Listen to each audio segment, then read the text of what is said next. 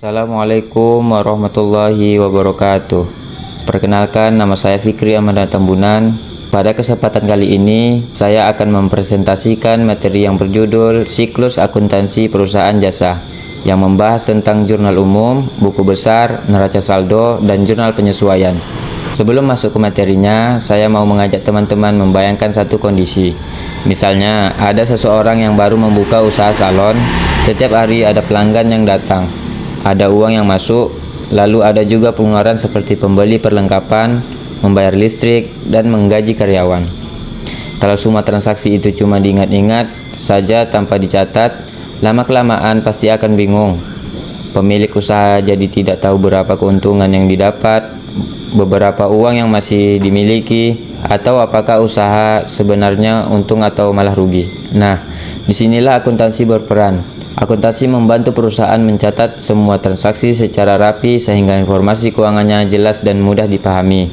Jadi, pada presentasi kali ini, kita akan belajar bagaimana proses pencatatan transaksi itu dilakukan dari awal sampai akhirnya menjadi laporan keuangan. Semoga setelah presentasi ini, teman-teman bisa lebih memahami bagaimana alur siklus akuntansi dalam perusahaan jasa. Baik, langsung saja kita masuk ke pembahasan pertama. Pada slide ini, kita akan membahas dulu apa itu siklus akuntansi dan apa yang dimaksud dengan perusahaan jasa.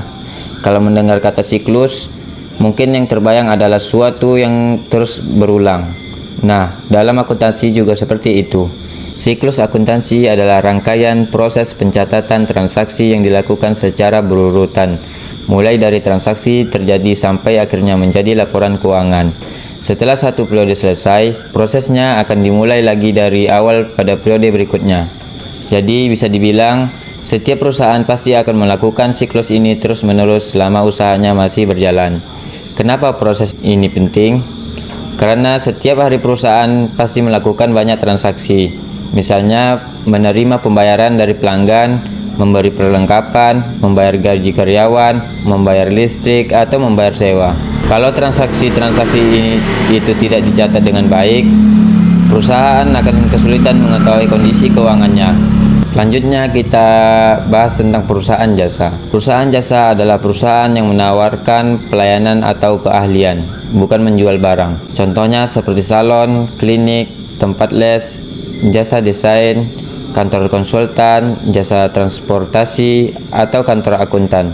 Kalau kita potong rambut di salon, sebenarnya yang kita bayar bukan barangnya, tetapi jasa dari orang yang memotong rambut. Begitu juga kalau kita naik ojek online, kita membayar jasa antar, bukan membeli barang. Karena perusahaan jasa lebih banyak menjual pelayanan, transaksi yang terjadi juga sedikit berbeda dibanding perusahaan dagang. Biasanya transaksi yang sering muncul adalah pendapatan jasa, biaya operasional, pembayaran gaji, atau pembelian perlengkapan. Walaupun berbeda jenis usahanya, semuanya tetap membutuhkan pencatatan keuangan yang rapi supaya pemilik usaha bisa mengetahui kondisi bisnis. Misalnya, apakah bulan ini perusahaan memperoleh keuntungan, apakah pengeluarannya terlalu besar, atau apakah masih memiliki cukup uang untuk menjalankan usahanya bulan depan. Jadi, bisa disimpulkan kalau siklus akuntansi itu sangat penting karena membantu perusahaan mencatat seluruh transaksi secara teratur sehingga informasi keuangannya menjadi jelas dan dapat digunakan untuk mengambil keputusan. Selanjutnya, kita masuk ke pembahasan mengenai definisi akuntansi dan tahapan dalam siklus akuntansi. Menurut American Accounting Association atau AAA dan juga AICPA, akuntansi adalah proses untuk mengidentifikasi, mengukur, lalu menyampaikan informasi keuangan kepada pihak yang membutuhkan informasi tersebut. Kalau dijelaskan dengan bahasa yang lebih sederhana, akuntansi itu sebenarnya adalah proses pencatat dan mengelola transaksi keuangan supaya hasil akhirnya bisa dipakai untuk mengambil keputusan. Misalnya seorang pemilik usaha ingin tahu apakah usaha berkembang atau tidak. Jawabannya bisa dilihat dari laporan keuangan yang dibuat melalui proses akuntansi. Di dalam siklus akuntansi sendiri ada beberapa tahapan. Tahap pertama adalah menganalisis transaksi. Artinya, kita melihat dulu apakah suatu kegiatan termasuk transaksi keuangan atau bukan. Misalnya, Perusahaan menerima pembayaran dari pelanggan. Nah, itu termasuk transaksi sehingga harus dicatat. Setelah itu, masuk ke tahap kedua, yaitu mencatat transaksi ke jurnal umum. Jurnal umum ini adalah tempat pertama untuk mencatat semua transaksi yang terjadi. Kemudian, transaksi yang ada di jurnal umum akan dipindahkan ke buku besar. Tujuannya supaya transaksi yang sejenis dikumpulkan dalam satu akun sehingga lebih mudah melihat saldonya. Setelah itu dibuat neraca saldo untuk mengecek apakah jumlah debit dan kredit sudah sama atau belum. Kalau masih ada transaksi yang perlu disesuaikan, misalnya ada beban yang belum dicatat atau pendapatan yang belum diakui, maka dibuatlah jurnal penyesuaian. Setelah semua proses selesai, barulah perusahaan bisa menyusun laporan keuangan. Kalau diperhatikan, setiap tahap ini saling berhubungan. Kalau dari awal pencatatannya sudah salah, maka proses berikutnya juga akan ikut salah. Misalnya, salah pencatat jumlah uang di jurnal umum, otomatis saldo di buku besar juga akan salah. Kalau buku besarnya salah, maka neraca saldo juga tidak akan sesuai. Akhirnya, laporan keuangan yang dibuat juga tidak mencerminkan kondisi perusahaan yang sebenarnya. Jadi, setiap tahapan dalam siklus akuntansi harus dilakukan dengan teliti supaya hasil akhirnya benar-benar akurat. Nah, setelah kita memahami pengertian akuntansi dan alur siklusnya secara umum, selanjutnya kita akan masuk ke pembahasan tentang jurnal umum, yaitu tahapan pertama dalam proses pencatatan transaksi. Selanjutnya kita masuk ke pembahasan mengenai jurnal umum. Kalau tadi kita sudah membahas bahwa setiap transaksi harus dicatat. Nah, tempat pertama untuk mencatat transaksi tersebut adalah jurnal umum. Jurnal umum bisa dibilang sebagai buku catatan pertama dalam proses akuntansi. Semua transaksi yang terjadi akan dicatat berdasarkan urutan tanggal atau secara kronologis. Misalnya, hari ini perusahaan menerima pembayaran dari pelanggan, besok membeli perlengkapan kantor, lalu lusa membayar listrik. Semua transaksi itu dicatat sesuai urutan waktunya, agar lebih mudah dilihat kembali jika suatu saat dibutuhkan. Di dalam jurnal umum, setiap transaksi dicatat menggunakan sistem yang disebut double entry bookkeeping atau sistem pencatatan berpasangan. Artinya, setiap transaksi pasti memengaruhi minimal 2 akun. Misalnya, perusahaan menerima uang dari pelanggan sebesar 5 juta rupiah. Karena uang kas perusahaan bertambah, maka akun kas akan bertambah. Di sisi lain, perusahaan juga memperoleh pendapatan jasa. Jadi ada 2 akun yang berubah, yaitu kas dan pendapatan jasa. Contoh lain, ketika perusahaan membeli perlengkapan kantor secara tunai, perlengkapan perusahaan bertambah, tetapi kasnya berkurang. Jadi tetap ada 2 akun yang berubah. Nah, dari contoh ini kita bisa melihat bahwa setiap transaksi selalu memiliki 2 sisi. Kemudian ada aturan yang harus selalu diingat dalam jurnal umum, yaitu jumlah debit harus sama dengan jumlah kredit. Kalau jumlahnya tidak sama, berarti ada kesalahan dalam pencatatan. Selain sebagai tempat mencatat transaksi, jurnal umum juga memiliki beberapa fungsi. Yang pertama adalah sebagai catatan sejarah transaksi.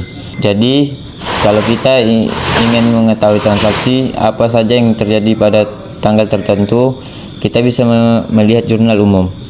Fungsi kedua yaitu sebagai bukti pencatatan. Semua transaksi yang terjadi akan terdokumentasi dengan baik. Kemudian fungsi berikutnya adalah membantu proses analisis transaksi. Sebelum transaksi dipindahkan ke buku besar, kita harus memastikan dulu akun mana yang bertambah dan akun mana yang berkurang. Terakhir, jurnal umum juga menjadi dasar untuk proses posting ke buku besar. Jadi bisa disimpulkan bahwa jurnal umum merupakan langkah awal yang sangat penting dalam siklus akuntansi. Kalau pencatatannya sudah benar dari awal, maka proses berikutnya juga akan lebih mudah. Sebaliknya, kalau dari jurnal umum sudah salah, kemungkinan besar tahap-tahap selanjutnya juga akan ikut salah. Setelah mengetahui pengertian jurnal umum, sekarang kita lihat contoh penerapannya pada slide ini. Pada contoh ini digunakan perusahaan bernama CV Maju Bersama. Transaksi pertama terjadi pada tanggal 1 Januari, yaitu pemilik menyetorkan modal sebesar 50 juta rupiah. Karena uang perusahaan bertambah, maka akun kas dicatat di sisi debit. Sedangkan modal pemilik juga bertambah sehingga dicatat di sisi kredit. Transaksi kedua terjadi pada tanggal 3 Januari, perusahaan membeli perlengkapan kantor sebesar Rp2.500.000 secara tunai. Karena perlengkapan bertambah, maka akun perlengkapan berada di sisi debit. Sedangkan kas perusahaan berkurang karena digunakan untuk membayar perlengkapan, sehingga dicatat di sisi kredit. Selanjutnya, pada tanggal 10 Januari, perusahaan memperoleh pendapatan jasa secara tunai sebesar Rp15 juta. Kas perusahaan bertambah sehingga masuk ke debit. Pendapatan jasa juga bertambah sehingga dicatat di sisi kredit. Kemudian transaksi terakhir pada contoh ini terjadi tanggal 20 Januari. Di sini pelanggan membayar sebagian secara tunai dan sebagian lagi belum dibayar sehingga menjadi piutang. Artinya perusahaan menerima kas sebesar Rp3 juta sehingga akun kas bertambah. Selain itu, perusahaan juga memiliki piutang usaha sebesar Rp5 juta karena pelanggan belum melunasi seluruh pembayaran. Sedangkan total pendapatan jasa yang diperoleh tetap Rp8 juta. Dari contoh ini kita bisa melihat bahwa satu transaksi terjadi bisa memengaruhi lebih dari dua akun. Yang penting adalah jumlah debit dan jumlah kredit tetap sama. Nah, melalui contoh ini kita jadi lebih mudah memahami bagaimana teori yang dijelaskan diterapkan dalam mencatat transaksi sehari-hari. Kalau kita sering berlatih membuat jurnal seperti ini, lama-kelamaan kita akan terbiasa menentukan akun mana yang harus didebit dan akun mana yang harus dikredit. Selanjutnya kita masuk ke tahapan berikutnya, yaitu buku besar. Kalau tadi semuanya transaksi sudah dicatat di jurnal umum, sekarang transaksi tersebut akan dipindahkan ke buku besar. Proses memindahkan transaksi dari jurnal umum ke buku besar disebut dengan posting. Kenapa transaksi harus dipindahkan lagi? Karena di jurnal umum semua transaksi masih tercampur berdasarkan tanggal. Kalau perusahaan ingin mengetahui beberapa saldo kas saat ini, tentu akan sulit kalau harus melihat satu persatu transaksi di jurnal umum. Nah, melalui buku besar, transaksi yang memiliki akun yang sama akan dikumpulkan menjadi satu. Misalnya, semua transaksi yang terhubung dengan kas akan masuk ke akun kas. Semua transaksi yang berkaitan dengan pendapatan jasa akan masuk ke akun pendapatan jasa. Begitu juga dengan perlengkapan, modal, beban, dan akun lainnya. Dengan cara ini, perusahaan bisa langsung mengetahui saldo setiap akun tanpa harus mencari satu persatu transaksi. Di dalam buku besar juga terdapat dua jenis akun. Yang pertama adalah akun real. Akun real terdiri dari aset, liabilitas, dan ekuitas. Saldo akun ini akan terus dibawa ke periode berikutnya karena masih digunakan. Contohnya seperti kas, piutang, perlengkapan, utang, dan modal. Kemudian yang kedua adalah akun nominal. Akun nominal terdiri dari pendapatan dan beban, berbeda dengan akun real. Akun nominal hanya digunakan selama satu periode akuntansi. Di akhir periode saldo akun ini akan ditutup karena nantinya digunakan untuk menghitung laba atau rugi perusahaan. Selain itu, kita juga perlu mengetahui aturan dasar debit dan kredit. Untuk akun aset dan beban, kalau nilainya bertambah maka dicatat di sisi debit. Sedangkan untuk akun utang, modal, dan pendapatan, kalau nilainya bertambah maka dicatat di sisi kredit. Aturan ini memang terlihat cukup banyak di awal, tetapi kalau sering latihan membuat jurnal, lama-kelamaan akan menjadi lebih mudah dipahami. Jadi, dapat disimpulkan bahwa buku besar berfungsi untuk mengelompokkan seluruh transaksi berdasarkan akun masing-masing, sehingga perusahaan lebih mudah mengetahui saldo setiap akun sebelum masuk ke tahap berikutnya, yaitu penyusunan neraca saldo.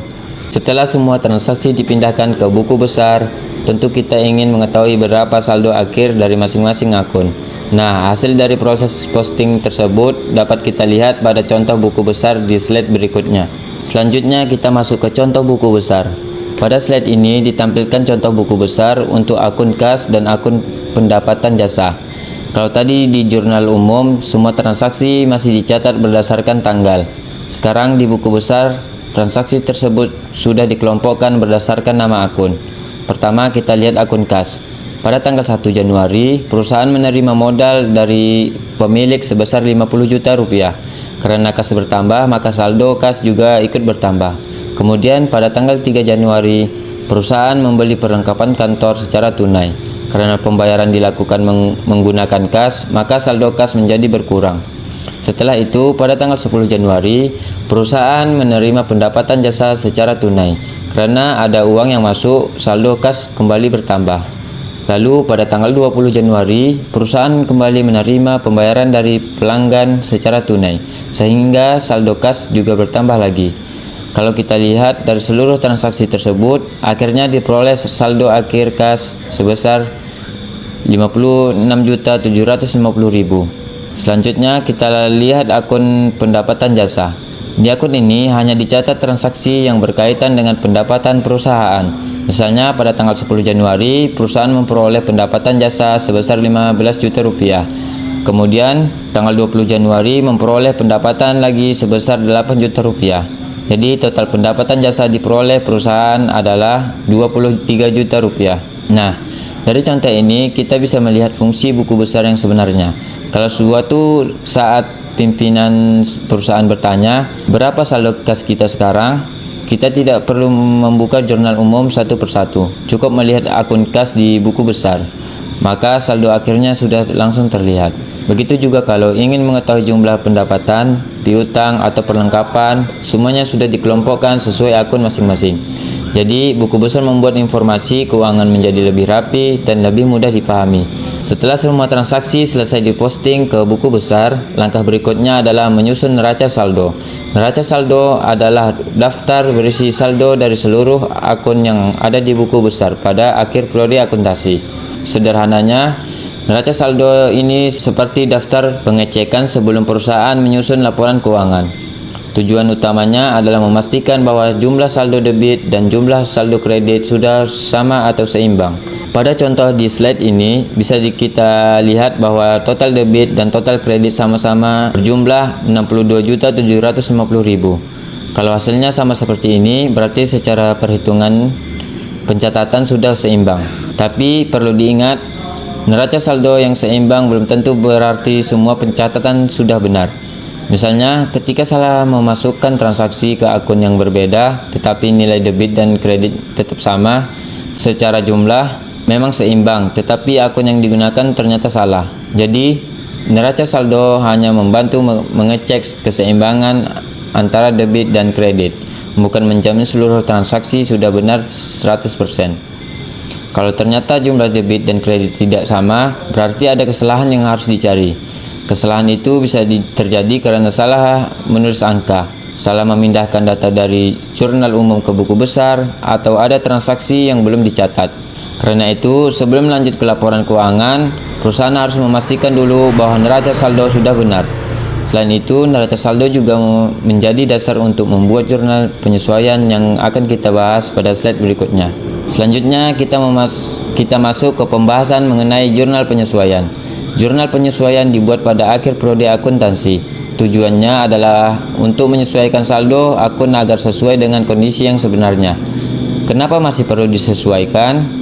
Karena ada beberapa transaksi yang belum dicatat atau belum menunjukkan keadaan yang sebenarnya. Misalnya seperti ini. Perusahaan sudah menggunakan perlengkapan kantor selama 1 bulan, tetapi pemakaiannya belum dicatat.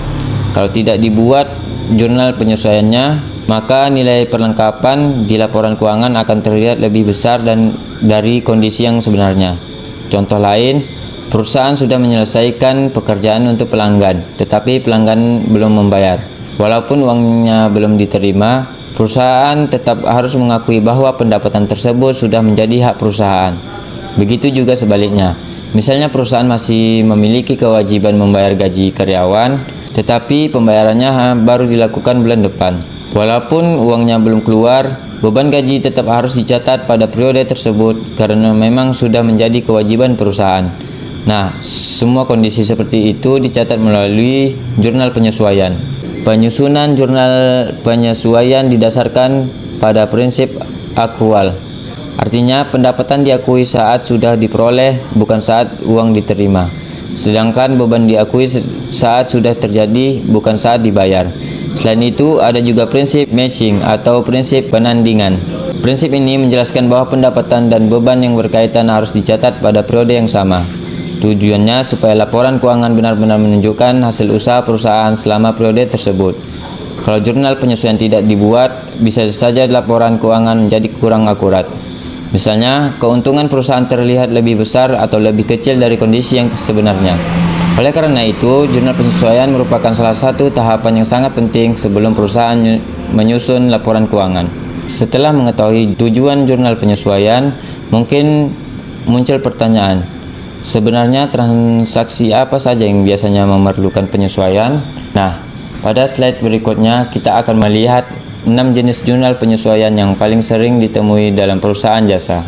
Selanjutnya kita masuk ke slide berikutnya, yaitu mengenai 6 jenis jurnal penyesuaian yang sering digunakan dalam perusahaan jasa. Seperti yang sudah dijelaskan sebelumnya, jurnal penyesuaian dibuat pada akhir periode akuntansi supaya saldo setiap akun sesuai dengan kondisi yang sebenarnya. Nah, penyesuaian ini bisa terjadi karena beberapa jenis transaksi. Jenis yang pertama adalah beban dibayar di muka. Beban dibayar di muka adalah biaya yang sudah dibayarkan terlebih dahulu, tetapi manfaatnya belum habis digunakan. Contohnya seperti pembayaran sewa gedung selama 1 tahun atau pembayaran asuransi.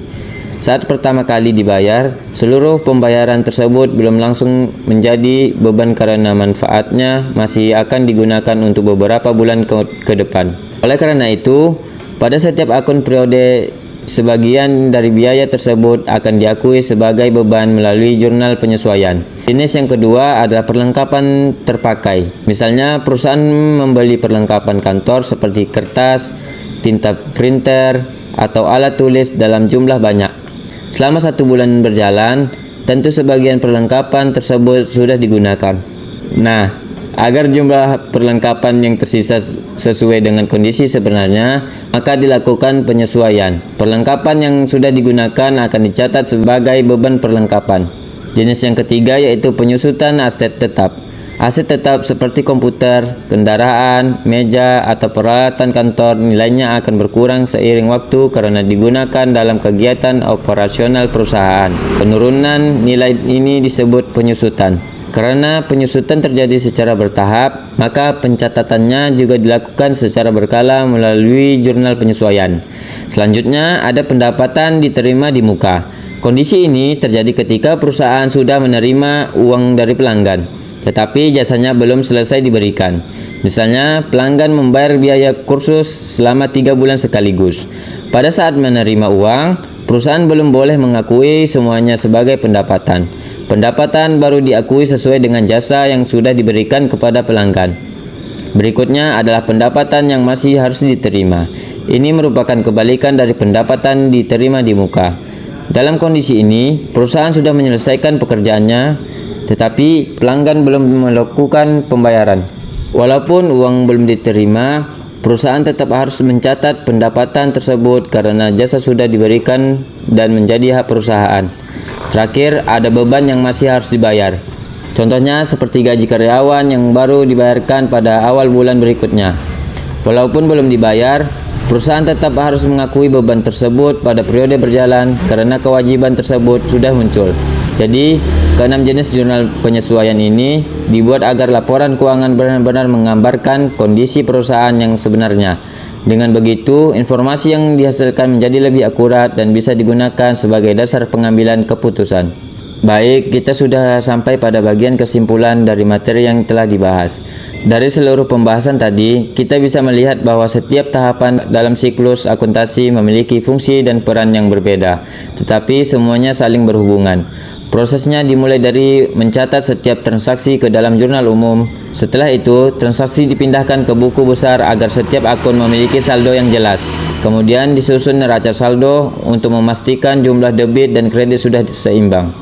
Selanjutnya, dibuat jurnal penyesuaian agar seluruh akun menunjukkan kondisi yang sebenarnya sebelum laporan keuangan disusun. Kalau semua tahapan tersebut dilakukan dengan benar dan teliti, maka perusahaan akan memperoleh laporan keuangan yang akurat dan dapat dipercaya. Selain itu, laporan keuangan juga akan membantu pemilik perusahaan dalam mengambil berbagai keputusan, seperti pengelola keuangan, mengevaluasi kinerja perusahaan, maupun merencanakan kegiatan usaha di masa yang akan datang. Jadi, bisa kita simpulkan bahwa siklus akuntansi bukan hanya sekedar proses mencatat transaksi, tetapi merupakan rangkaian proses yang penting dalam menghasilkan informasi keuangan yang berkualitas. Baik, Demikian materi yang dapat saya sampaikan mengenai siklus akuntansi perusahaan jasa. Melalui materi ini, kita dapat memahami bahwa dalam perusahaan jasa, setiap transaksi harus dicatat secara bertahap dan sistematis. Mulai dari jurnal umum, kemudian diposting ke buku besar, disusun neraca saldo, hingga dilakukan jurnal penyesuaian sebelum akhirnya menghasilkan laporan keuangan. Semoga penjelasan yang telah saya sampaikan dapat menambah pemahaman mengenai bagaimana proses akuntansi dijalankan dalam perusahaan jasa, serta memberikan gambaran bahwa setiap tahapan dalam siklus akuntansi saling berkaitan dan tidak bisa dipisahkan. Sekian presentasi dari saya. Terima kasih atas perhatiannya yang telah menyimak presentasi ini. Mohon maaf apabila masih terdapat kekurangan dan penyampaian materi. Wassalamualaikum warahmatullahi wabarakatuh.